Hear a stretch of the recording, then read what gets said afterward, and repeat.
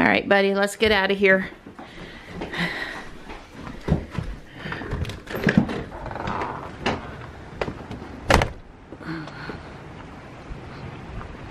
Wow. Surviving that wind? Yeah. It's windy. The weatherman was not inaccurate about the wind this morning. Hey, Donnie. Hey, pretty girl. I'm taking off. Yeah, it's scary out here. The trees are dancing. I'll be careful. So, we are really enjoying Ready Player One this morning. It's all I could do not to say something, to give something away that I shouldn't say. It's so good. And it's bright and it's sunny and it's just really nice out there this morning. Yay! Well, you guys have a great day. Try to live on that, you know, cliffhanger.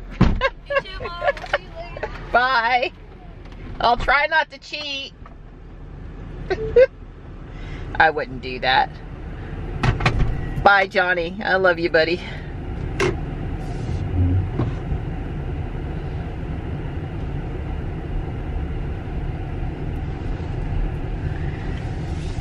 Yeah, they said 20 to 30 mile an hour sustained winds and gusts up to 45 this morning. One time Ruby really shifted to the right. So I've been paying pretty close attention. Well, I've switched back over to my adult book, my Debbie Maycomer book that I'm reading or listening to in the car. So I'm not cheating on the boys while they're at school.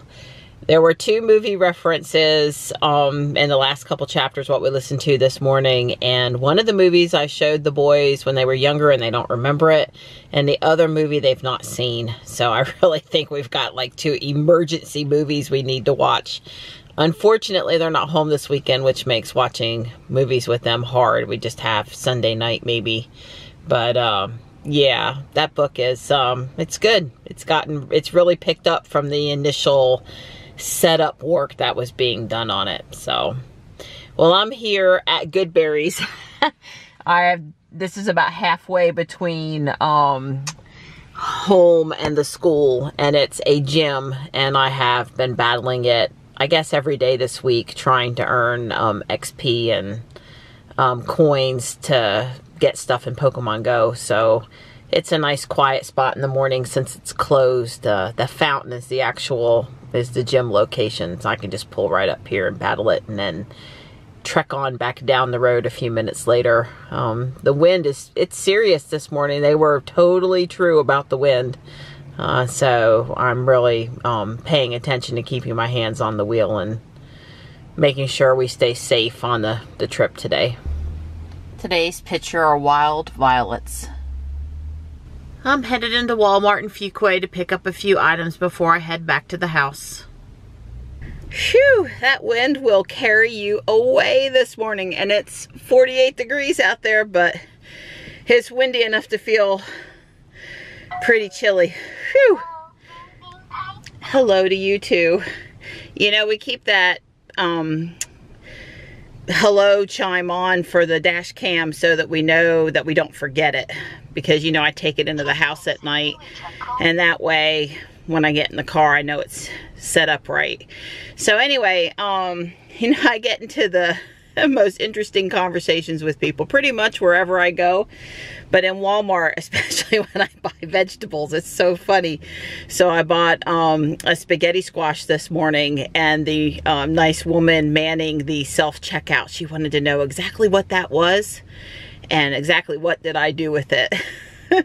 So I told her, I went over the instructions twice. She was interested in a low-carb diet, which using spaghetti squash in place of real spaghetti would be considered a low-carb option. And hopefully she'll give it a try. And I guess I'm making spaghetti and meatballs, or spaghetti squash and meatballs, sometime in the next few days. I came in the door and I think somebody wants me to come back out and say hello. Oh. I do.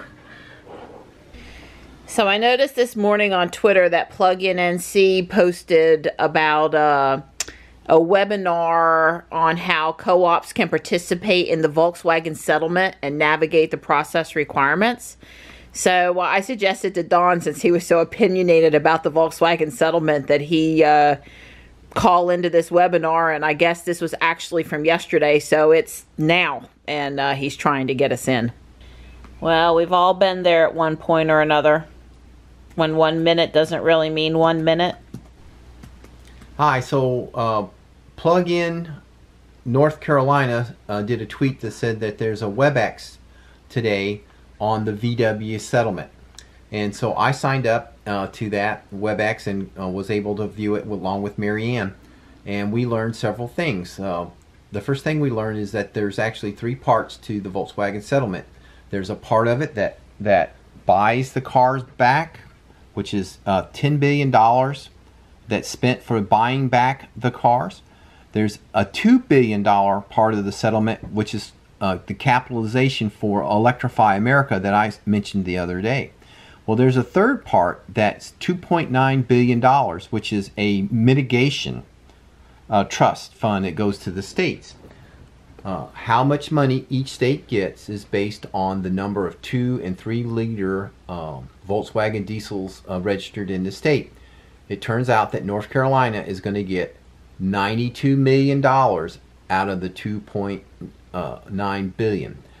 Now, how the state uses that money is up to the state. However, one of the items that they can use, that the state is allowed to use that money for, is to put in electric vehicle support equipment, EVSEs, i.e., let's think DC fast chargers. Of course, it could be level 1 and level 2 chargers also. But if a state chooses to do that, they can only 15% of the money can be spent. It's capped. So of that $92 million, North Carolina could probably only use 12 or 13 million of it for electric vehicle charging equipment. The rest of the money has to be used for other purposes. One of the presenters in this WebEx said that the state of Arizona has decided that their entire mitigation fund that they get from Volkswagen is going to be used to buy electric school buses. In other words, they're not going to install any electric vehicle charging equipment in Arizona, but they're going to use it to buy school buses, which is fine. So the main presenter was the co-op from Kentucky. There's apparently 6 electric co-ops in the state of Kentucky. They got together and they put together a concept proposal. One of the things they did is they studied the Electrify America to see what Electrify America's plan was for Kentucky. And basically, Electrify America's plan for Kentucky was to pretty much build around it and not go through it.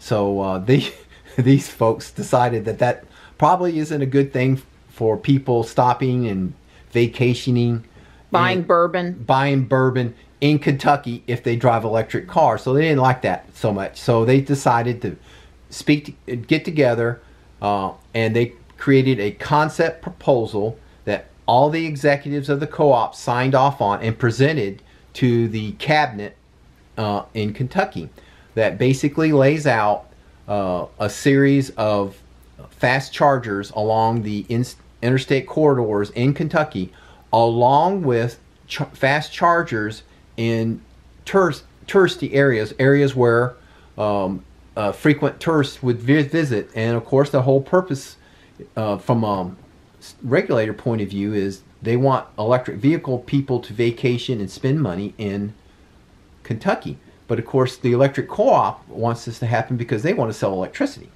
Now, they were very clear. The Kentucky co-ops decided that they really weren't interested in so much in running the charging stations. They certainly would put them in, but they're hoping that somebody else will actually operate it, and they'll only be in the business of selling the electricity. But again, they built this proposal and they made it available, and I requested a copy to all the other attendees of the WebEx, because this is a public document, so that they would have an idea of how to approach building a proposal to go before their state. So the intent was these co-ops should go to their state, build their proposal, and go to the state with a possibility of getting some of this, or as much as 15% of that mitigation fund that the state has.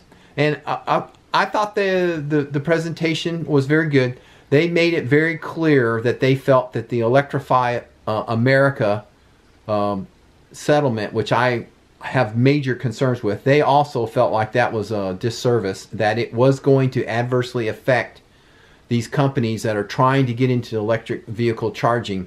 You know, most electric vehicle charging companies, like I don't know, EVgo, ChargePoint.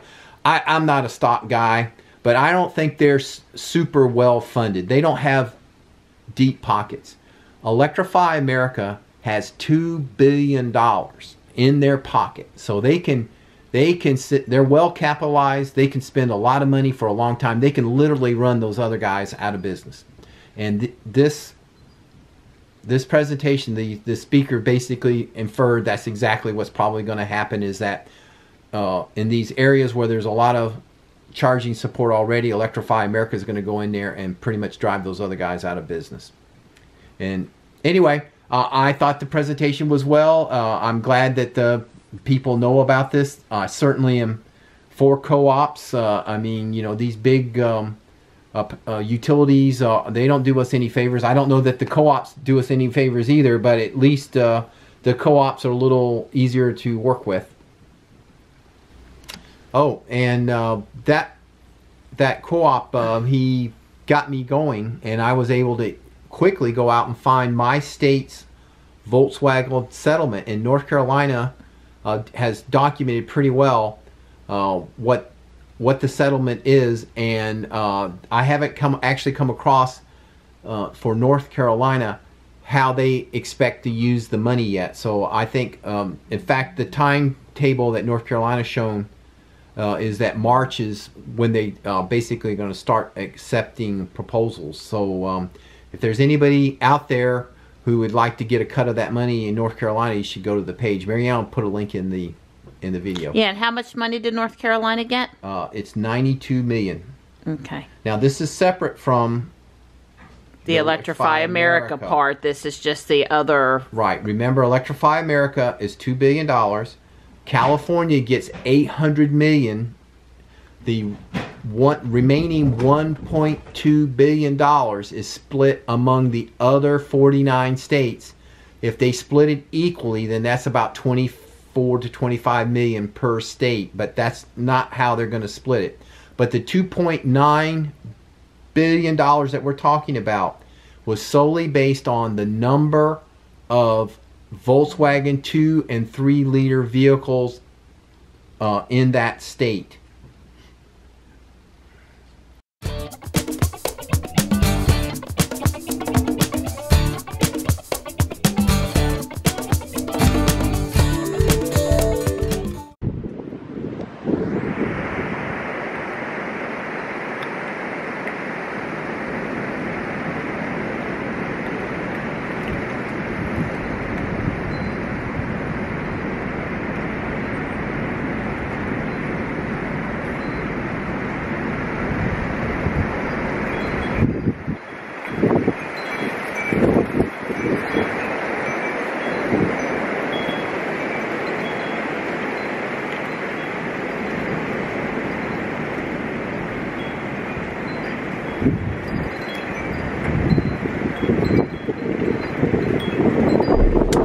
I'm on my way to get the boys, and the wind has not died down at all. It's definitely hold onto the steering wheel tight kind of a day. But it's nice and sunny. It's 56. The temperature hasn't changed much during the day. And it's pretty pleasant out there, minus that wind.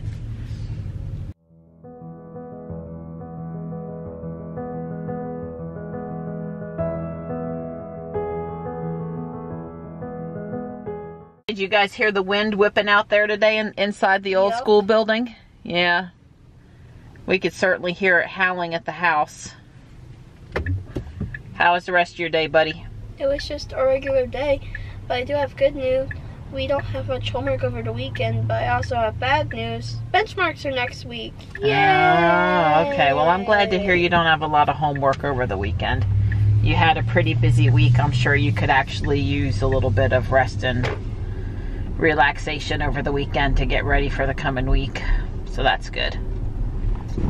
Don offered to get Ruby looking good for the Diva event tomorrow, and mine and Michelle's going shopping. But it's so windy out here, I'm not sure how that's gonna work. Maybe it'll dry the car off faster for him. I thought about setting up the tripod and doing a time lapse, but honestly I'm worried the wind would just blow the tripod over.